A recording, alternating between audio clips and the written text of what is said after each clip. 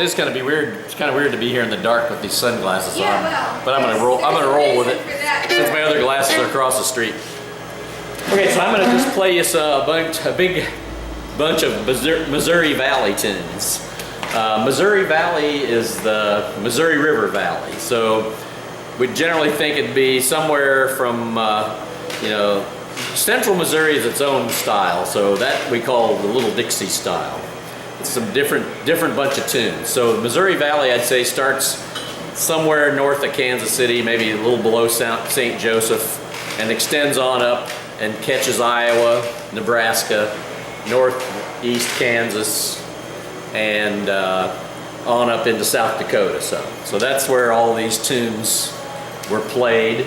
And the biggest exponent of this style of music was a guy named Bob Walters, who played on the radio. He died in the 60s, I believe, in the early 60s, at an old age, but he played on the radio. There were a lot of radio stations in that corridor of states.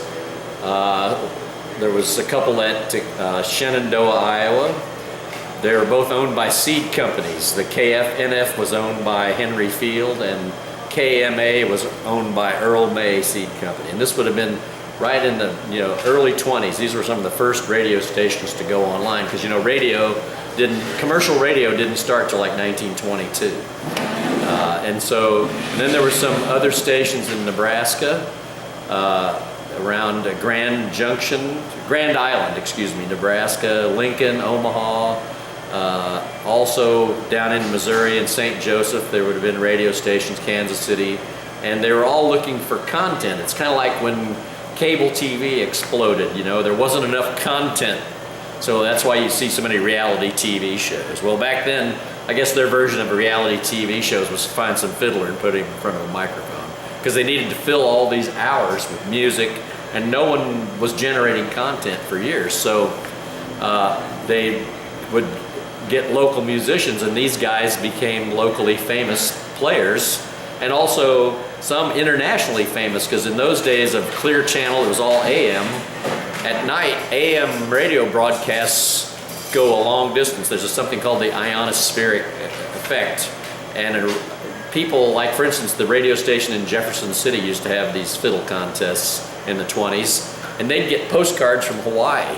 People were listening to this fiddle contests out in the middle of the Pacific Ocean. So these stations, since there were so much space between them, they're all what they call clear channel. There wasn't any nearby station with a frequency to interfere. They would carry incredible distances. So this guy, Bob Walters, was one of the great fiddlers. And I think in a way, the style they play too up there in West Missouri, the Missouri Valley, is driven a little bit by the way he played on the radio, because to play on the radio, he played very clear, clean, separated notes, because the early equipment, the fidelity wasn't good, the microphones weren't good, so to get a good sound on the broadcast, you had to play very clean. He had a very light touch, not scrapey. He had a very his playing almost had a flute-like quality. It was very clear and clean, breathy sounding a little bit. And if you listen to those recordings, that R.P. Christensen CD I talked about, it has some examples of Bob Walters, and you can hear some on our Bandcamp site too. But just listen to those. He played so cleanly. And so I'll try to play some of those tunes. And then the next guy, I just need to mention a couple other fellas. There was a guy named Cyril Stennett, who was a protege of Bob Walters, and also Dwight Lamb, who lives in Ottawa, Iowa. He used to be a teacher at this camp. He's gotten a little too feeble to come anymore. He's 82 this year, I think. And then there was another guy named Casey Jones, who was a Missourian living in Iowa, who also played this clean style of fiddle. And Casey played on the radio quite a lot as well. So we'll start out.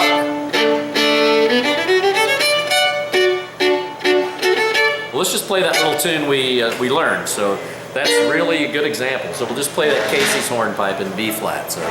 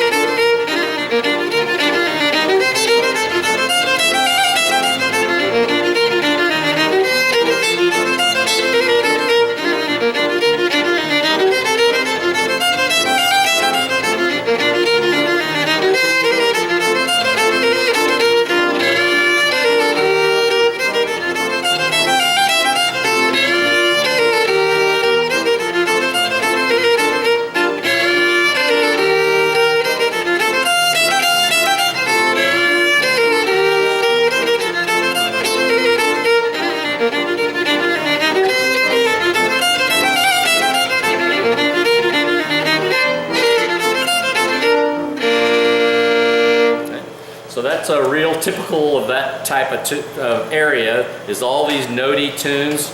Single note play, not so much with the chords, you know, like the Ozark fiddlers sometimes would play a lot of tunes with droning, where the strings would drone. These guys didn't do that much. Also, not many tunes where Liz probably played a few things where she retuned her fiddle. That's almost unheard of in that area. Everything was in standard tuning, because a lot of the tunes were book tunes. You know, they could be traced to these old tune collections, and so the tunes were all played in standard tuning, and all night separated noting. You know, I'm rough compared to Walters. When you hear him, he played so light and smooth. You know, it was really a pleasure to listen to.